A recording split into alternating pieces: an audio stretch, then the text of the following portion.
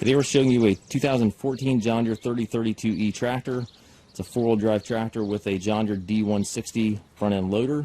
Tractor has right at 400 hours on it, has 31 horsepower. It's a very clean little tractor, perfect for property maintenance, brush hogging, mowing, anything of that nature. It does have the front grill guard on it, has a John Deere style hookup for your bucket quick attach. Bucket's in nice shape, not all banged up. Paint of the tractor is good. Tires are good. Has a joystick here to operate your loader. Twin pedals for your hydrostatic transmission, one for forward, one for reverse.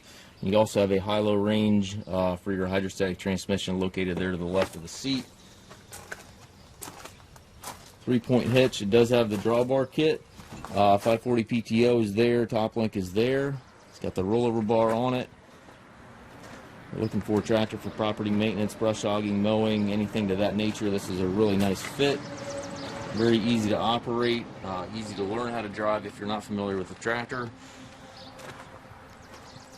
We do take trades. We also offer financing for qualified customers. We also can arrange shipping anywhere here within the U.S.